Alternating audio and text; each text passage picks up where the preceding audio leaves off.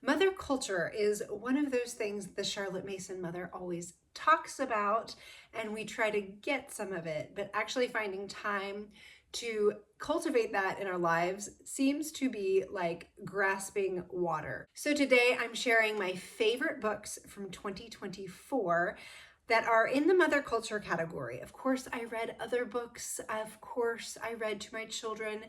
These are not those books. These are the ones that really fed my soul. So to start off, I have From Seed to Bloom, and this is a gardening book. So I am a gardener. I love my flower garden, and I will actually show you what I've done here. I've actually tabbed it based on the time of year because this book is laid out by time of year. So it has late winter, early spring, and then all the way through the seasons. And then it gives some pictures of flowers that are blooming during those times of year. I'm in zone 7, so I would say this really does kind of hit on just like an average zone, so 5 through 9 probably.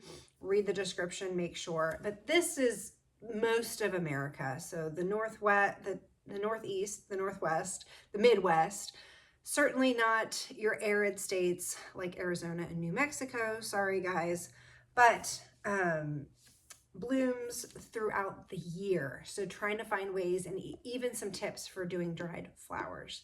So this has been really fun. I've been using this to pick out my seeds and to decide which blooms I'm gonna get and start with. The next book is In Vital Harmony by Karen Glass. This book actually walks you through Mason's 20 principles and helps unpack them and tells them in a more modern tongue. She does a great job of bringing them down to the average mom's level of understanding, and then it really helps us see how we can apply them to our lives. So I've actually been using this book as I've been going through the 20 principles over on However Imperfectly on Substack and my blog. So I'm just really grateful for Karen for putting this together. Next, we have the book To Dance with God, which is written by a Catholic mother, Gertrude Mueller Nelson. I am not Catholic. I am Presbyterian. But what I found was this was really helpful as far as family habits through the liturgical year, some practices, some heart orientation during Lent, during Advent, during ordinary time.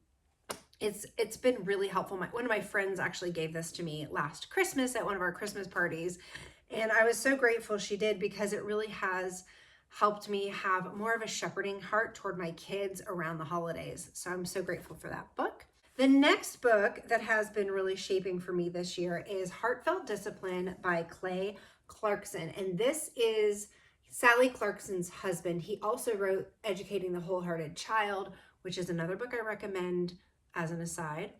This one was recommended by Autumn Kern over at The Commonplace and Common Mom.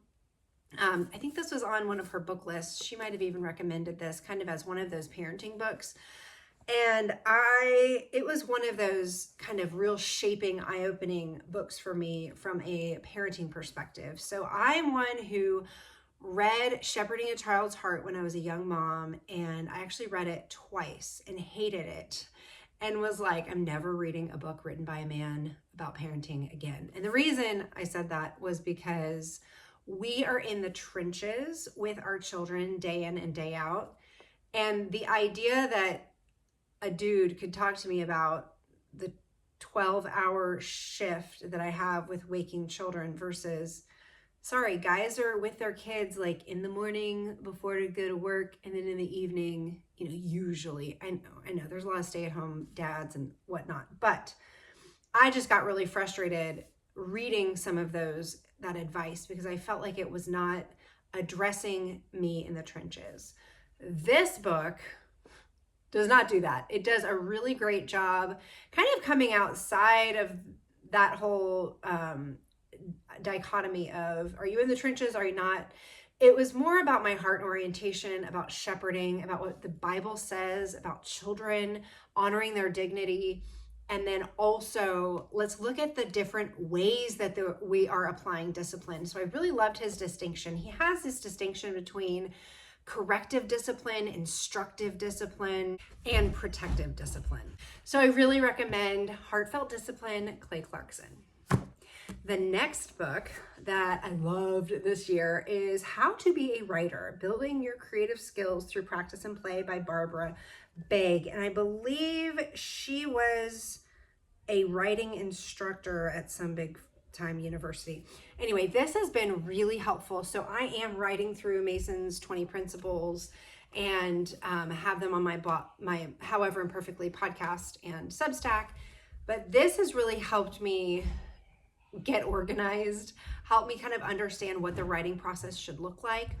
But then also it's been helping me as I coach my kids as they're getting older. So I've got 2 kids in middle school and a high schooler, and this has really been wonderful. She has this practice in here, I'll just tell you about, that is called free writing, where it's basically like a brain dump. You can either do it in a list or do it as like you're writing everything you know about children or born persons. So you would just start writing, you set the timer for 10 minutes. But that has been a really helpful tool because you're kind of getting everything you know out on paper and then can go back through and see, what do I need to research? What are some things that I can keep? So it's really, she's got a lot of little tips like that in this book. Okay, next we have The Medieval Mind of C.S. Lewis. Jason M. Baxter, some of you guys may have heard of him. He is a professor over at Notre Dame University. And this book is essentially about how the medieval stories that Lewis read and studied, because he was a medieval scholar, shaped his imagination and also his view of the world, really allowed him to write Narnia in such a fantastical way and bring that magic into kind of the reality, or bring us into the magic of Narnia. But then also there's this idea in medieval thinking that God is in everything that is there. Now, it can lean towards superstition, but we're really talking about that symbolic worldview where everything has a connection to the spiritual world. So it's a cool book. I really enjoyed it. Okay, last but not least, my absolute top book of the entire year is The 4 Cardinal Virtues by Josef Pieper. So this book, I have it dog-eared and written all over, and I was actually going to bring it to my book club Christmas party, but I realized I've written it all over it and I would need to buy a new copy. So the reason this book is so great was because it's actually helped me understand Charlotte Mason like 5,000 times better than me as a Protestant just reading her. Because in Protestant practice, we don't talk about virtues. We don't talk about pursuing them. We don't talk about studying them. We actually don't really talk a lot about human nature and those types of things. But this has kind of helped me understand, okay, God did design us in a certain way, and there are some things through common grace that we can understand and pursue. And then through his grace, he actually orients us to love and to do these things that are beautiful. So the 4 cardinal virtues, if you are not familiar, are prudence, justice, fortitude, and temperance. And prudence is this idea that you're able to discern and have the vision for what you're supposed to do. Prudence is often depicted with a mirror. So having a rightly ordered view of yourself, and then also being able to see others rightly so that you can make decisions well. Prudence is usually kind of the first of all the virtues, because if you don't have prudence, if you aren't able to discern, then you're not able to make good decisions. So the next is justice. And again, it's building off of prudence. But justice is this idea of duty towards others, towards people that we come into contact with. So our children, like we have a duty toward them, but they also have a duty toward us. But we can't think about their duty and our rights before we think about our duty toward them. And Mason talks a ton about duty. And I was just, sorry guys, I was so confused. I was like, what does she mean by duty? We in our culture do not talk about duty at all. It's like a burden when you hear someone say duty bound or that you have a duty to somebody.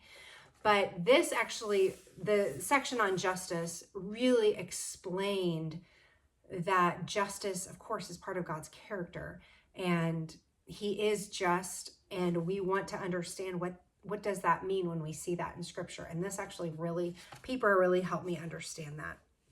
Then we have fortitude, of course, that is courage, and really the willingness to die for some great cause, or to, Jesus, right? He had fortitude. He was willing to die for what God was asking him to do.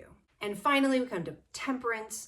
And temperance is this holding back when it is appropriate, and being able to also be strong and assertive when that is appropriate. So understanding when to speak and when to listen. And again, that prudence falls in there, right? Having the discernment. So this book was so helpful. Understanding Mason, of course, understanding God and his world, but then also just understanding my role as a mother and how I actually have agency. I am not just at the mercy of my own whims or desires. There are things that I can do and lean on. I can call on the Lord for his help in order to learn these things, cultivate. You can never be just enough. You can never have enough prudence. All of the virtues, we are asking God to strengthen us and teach us how to live that way. But I love this idea of the virtues because it puts a name on something, and when we can name it, it actually helps us study it and pursue it and then teach it to our children.